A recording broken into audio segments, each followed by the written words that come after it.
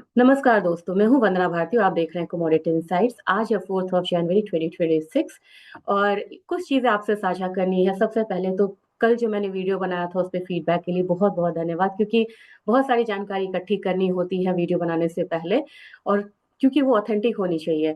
तो हम यहाँ पे ये देखेंगे, आपको बहुत अच्छे से पता है, आपके कमेंट से भी मतलब यहाँ मुझे लग रहा था कि वेल नोन है ये फैक्ट कि वेनेजुएला पे यूएस का अटैक इसलिए नहीं था कि वहाँ पे ड्रग्स पड़ रहा था उनकी वजह से यूएस में और इमिग्रेशंस की यहाँ पे बात थी, क्योंकि एक दिन पहले ही वेनेजुएला के राष्ट्रपति ने बोला था कि वो तैयार है ड्रग्स के लिए बात करने के लिए। उसके बावजूद वहाँ पे अटैक हुआ, ये प्री प्लान था। काफी दिनों से इसकी प्लानिंग चल रही थी। दूसरी बात यह है कि काफी सारे देश ने सबसे ज्यादा थ्रेट दिया है यूएस को, जैसे नॉर्थ कोरिया। उन्होंने न्यूक्लियर अटैक की धमकी बहुत बार दी, लेकिन यहाँ पे कभी भी यूएस ने हमला नहीं किया। और इससे पहले आपने जैसे देखा था कि इराक पे किस तरीके से यहाँ पे अटैक हुआ था वेपन्स ऑफ मास डिस्ट्रक्शन के, इसमें कि उन्होंने वेपन्स ऑफ मास डिस्ट्रक्शन को डेवलप करने की कोशिश करी है और उनके पास है, जबकि वहां पे वेपन्स ऑफ मास डिस्ट्रक्शन नहीं मिले थे। उसके पीछे जो कारण था वही कारण वेनेजुएला के पीछे है और वो है ऑयल।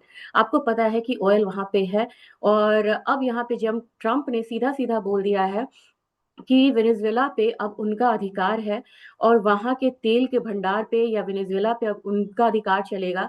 वहाँ की यूएस की जो कंपनीज हैं वो यहाँ पे अब इस पे व्यापार करेंगी या उसको आगे मतलब लीड करेंगी। तो सबसे बड़ी बात है, चाहे जितने भी आपको यूएस के स्टॉक्स हो, एनर्जी स्टॉक्स, वो अपसाइड देखेगा। पहला इम्पैक्ट लेते हुए चलेंगे। शेवरॉन हो, एक्सॉन हो, यहाँ पे देखेंगे कि अब जो ये हफ्ता रहेगा, यहाँ पे आप नी जर्क रिएक्शन आता हुआ देखेंगे यूएस के एनर्जी स्टॉक्स में, यानी कि दाम वहां बढ़ने वाले हैं। ऑयल में क्या होगा? ऑयल में एक नी जर्क रिएक्शन तो आएगा, ऑयल ऊपर की तरफ जाएगा, लेकिन ऑयल फिर क्या होगा, इसका ओवरऑल इम्पैक्ट क्या होगा जब यूएस यहाँ पे कब्जा करेगा? उसका यहाँ पे इम्पैक्ट ये होगा कि बड़ी आसानी से, क्योंकि वेनेजुएला का रिस्ट्रिक्शंस लगा लगा के, सैंक्शंस लगा लगा के जो ओवरऑल वर्ल्ड था उसमें यहाँ पे यूएस ने काफी कम उसके मतलब कि सप्लाई को कर दिया हुआ था। एक हिडन रीजन ये था क्योंकि वेनेजुएला का सबसे बड़ा जो यहाँ पे सप्लायर मतलब जो इम्पोर्टर था तेल का, वो था चाइना। 76% जो तेल था वो चाइना में जा रहा था।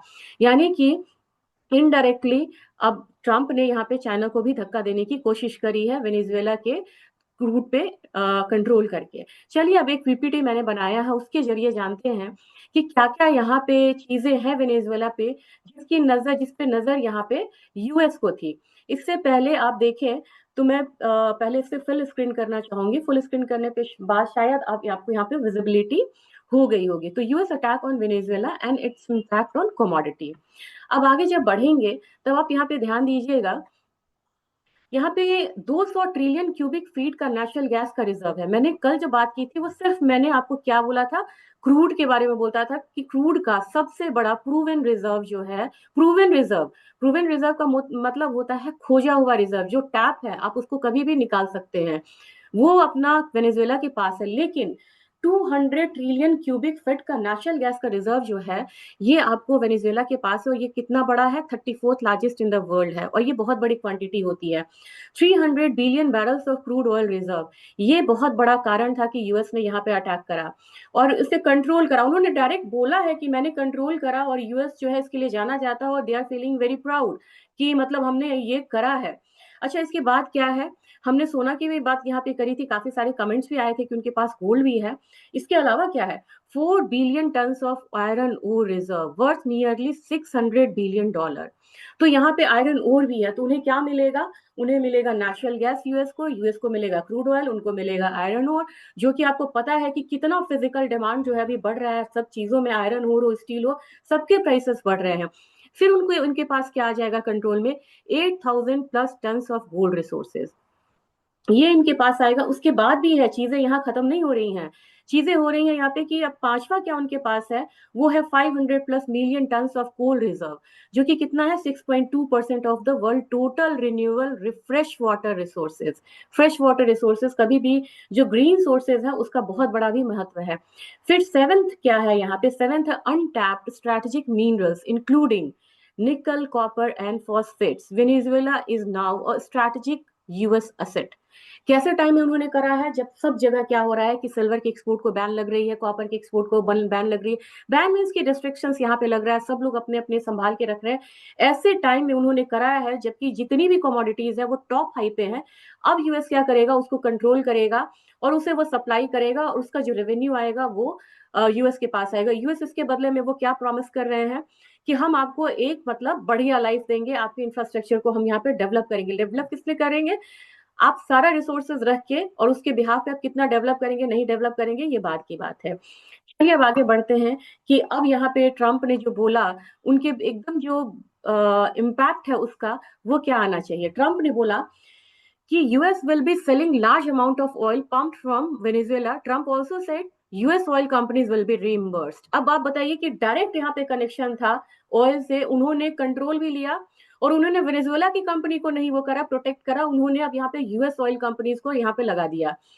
अब यहाँ पे है कि इससे यूएस का जो रिजर्व है टोटल वो कितना बढ़ सकता है, ये बताया है रशियन बिलियनियर है ओलेग डेरिपस्का है।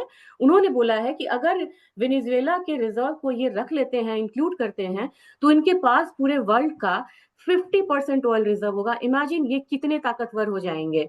उसके बाद उन्होंने कहा है कि अब यहाँ पे यूएस कंपनी जो है वो यहाँ पे ऑयल एक्सट्रैक्ट करना शुरू करेगी।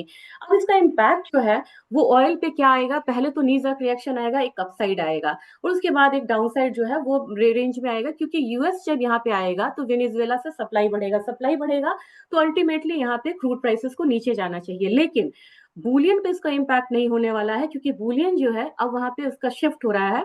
अब क्या हो रहा है कि बैंक्स जो है ना वो यहाँ पे यूएस की अपनी भी हालत खराब है, बैंक्स को ये बेल आउट कर रहे हैं। अभी क्या है, जो शॉर्ट से गोल्ड में उनको ये काफी ज्यादा मनी पंप कर रही है सेंट्रल बैंक फेड, और उनको वो बचा रहे हैं।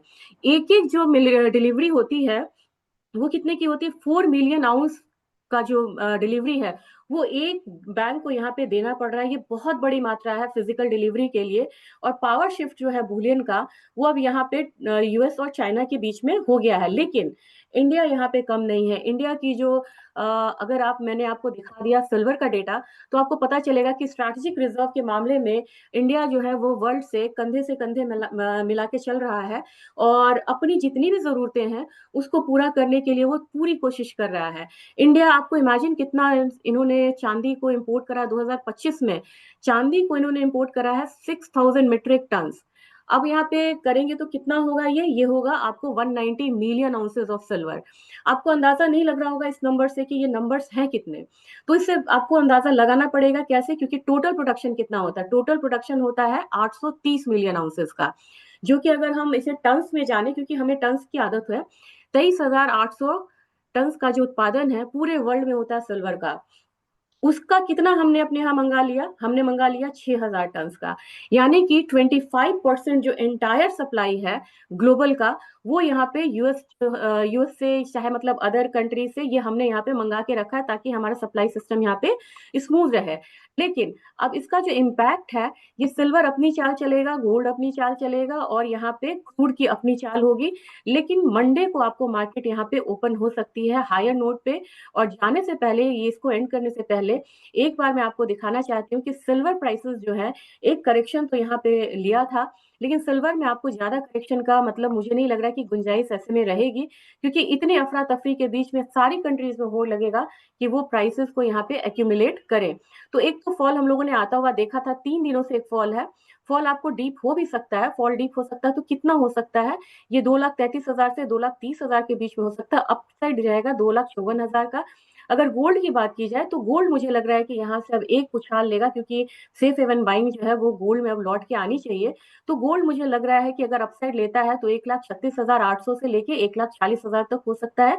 और एक चीज मैं बताना चाह रही थी, मैंने कल एमसीएक्स का भाव नहीं बोला था, लेकिन हम लोग एमसीएक्स के भाव को रेफर करते हैं और जब फिजिकल की बात होती है तो उसमें 3% जीएसटी भी ऐड हो जाता है।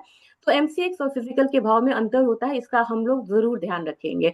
तो ये आज का अपडेट था, हो सकता है कि हो सके आपको अच्छा लगा होगा, कमेंट जरूर करिएगा, शेयर जरूर करिएगा। और फिर से क्रक्स बताना चाह रही हूँ, मंडे क्या हो सकता है, गोल्ड ऊपर और क्रूड ऑयल ऊपर, सिल्वर भी यहाँ पे ऊपर हो सकता है, लेकिन क्रूड ऑयल में एक मतलब कि अपसाइड के बाद फिर से ठहराव आने की पूरी संभावना है। Thank you.